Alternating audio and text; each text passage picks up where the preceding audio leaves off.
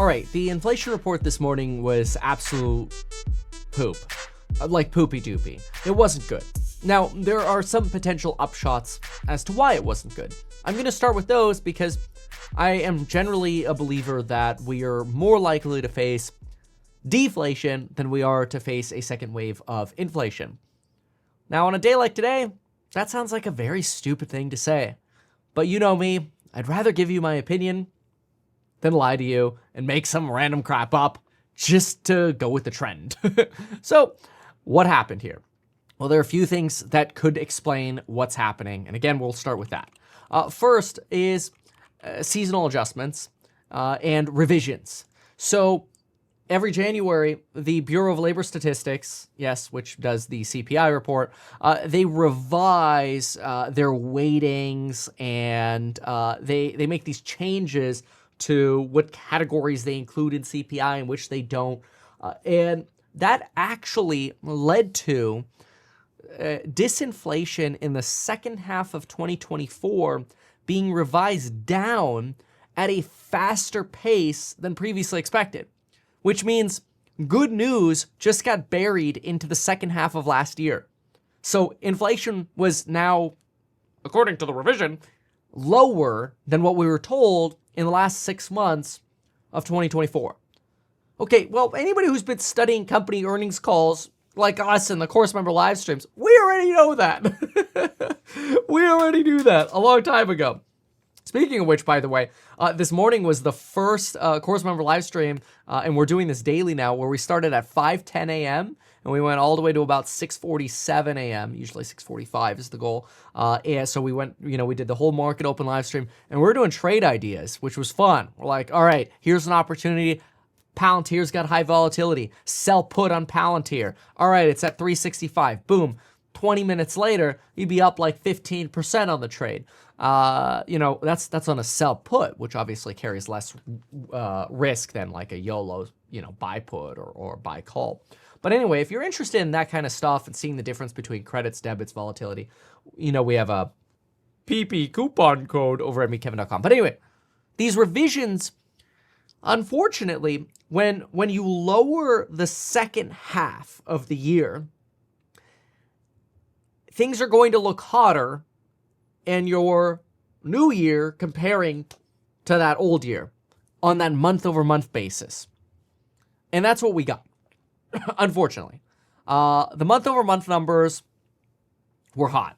We had our largest pop in inflation since March, and now people are wondering, oh my gosh, are wages going up, feeding into inflation? Oh no, this is bad because that means the wage price spiral could take effect and we'll have inflation that runs away.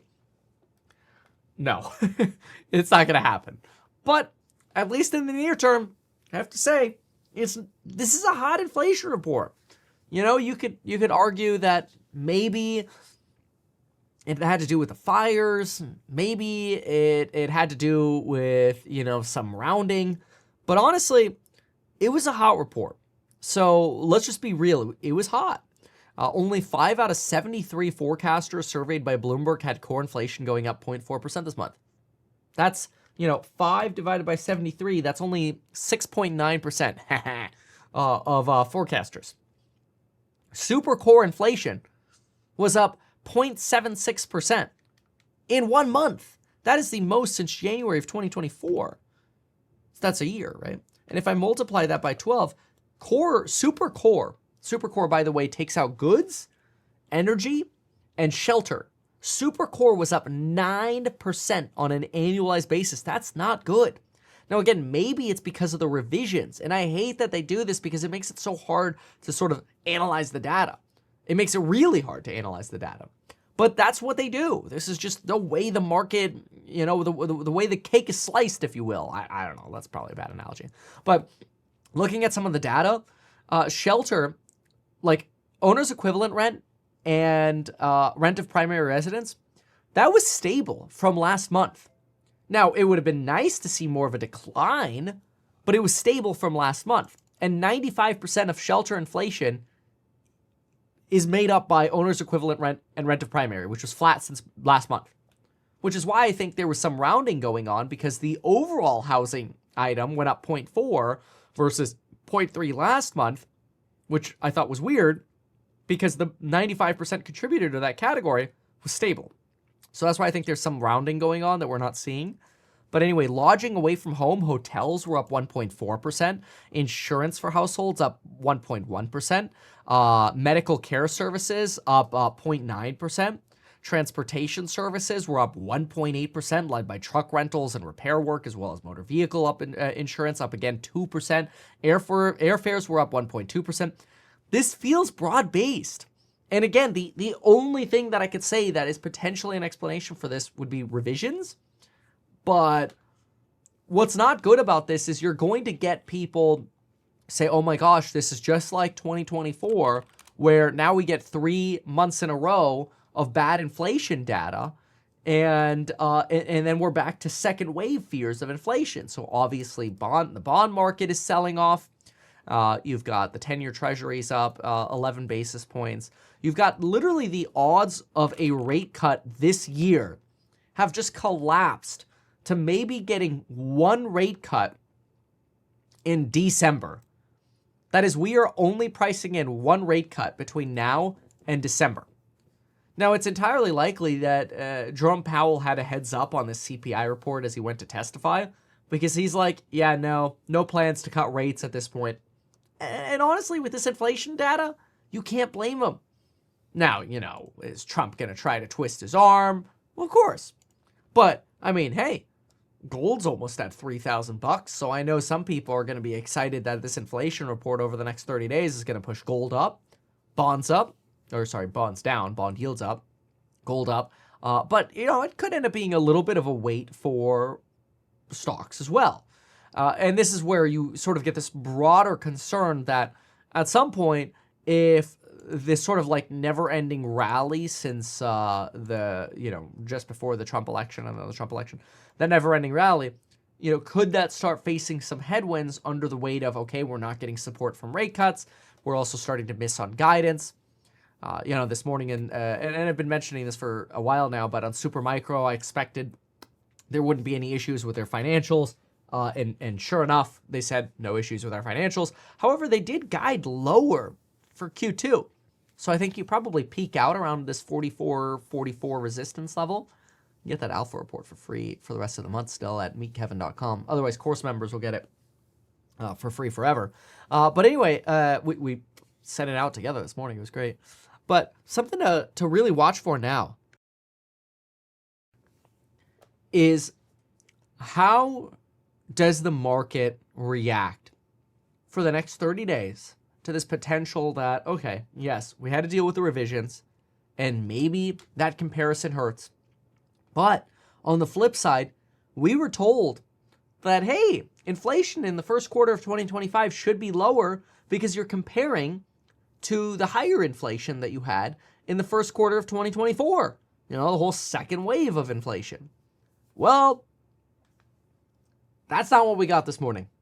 So, as much as I want to be bullish on disinflation, and we actually did get more disinflation, it was just buried in the second half, which is a pisser. There it is, where we thought it would be. But now all of a sudden, the data now looks a little hotter, where it matters in January, because that's the most recent data. Sort of makes you scratch your head and go, man, I pay so much attention to this data. Kind of sucks. Anyway, so in the near term, there's probably not a great catalyst unless there's some kind of shock to the market for bonds rallying. However, this does also put some sort of lid on how aggressive can the stock market keep going here. We're going through earnings. Earnings weren't really enough of a catalyst to pull the NASDAQ to higher levels. If you look at the NASDAQ 100, look at how we've been range bound, how we've been stuck. So, in fact, we could go in here together and just draw let's draw a trend line. And let's go in over here. This longer term uptrend just became a ceiling. Now, we've got a few we've got sort of this wedge forming right here. And so it'll be interesting to see if we end up getting rejected by either of these and we slowly bleed. Now, not calling for a market crash. I'm not short the market or whatever. It doesn't matter. But the things that would really push us to the next level, this is what I always like to think of, you know, for the more short to medium term. In the long run, obviously, the market should be fine. Even if there is a recession, the market will survive and be fine. But think about this. What would really help stocks right now at these valuations? Well, number one, more growth and earnings. Okay, but we're getting more misses and you know, flatter growth right now. Certainty on tariffs and war, meh. Although usually tariffs, IMO, are buy the dip. I wrote buy the dip opportunity, usually. So I'll just go ahead and put the opinion emoji. There we go. And then low inflation and rate cuts would help, but that's not happening right now. So all three of these, unfortunately, are not happening right now, which isn't great. And remember, we are on the, people ask me, you know, Kevin, where are you on the bear bull scale? I'm at a 4.5. The reason I'm at a 4.5 is because I feel like we're on the edge where we've sort of like, we've hit peak, now slowing, on the edge of glory, I like to say, on the edge of glory, which is as soon as the layoffs come, you fall off the cliff. And I don't know if that's going to come because of Doge or because of the government spending, which I guess those two are related, or because companies are hiring less. So far, we have not seen them. Just know that as soon as we see them, we're on the edge of glory, and it tips over. Now, Powell is going to use the inflation report this morning to reiterate how, see, this is why we're going to hold, which will be unpopular because people are going to complain to him again about, well, the cost of eggs is up 15%. Yeah, we know. Anyway, those are my thoughts on CPI this morning. Hopefully this is helpful to you. I really appreciate y'all supporting the channel, and hey, I'm never going to keep trying and working for you, so appreciate you. See y'all in the next one. Goodbye and good luck. Why not advertise these things that you told us here? I feel like nobody else knows about this. We'll try a little advertising and see how it goes. Congratulations, man. You have done so much. People love you. People look up to you. Kevin Paffrath there, financial analyst and YouTuber. Meet Kevin. Always great to get your take.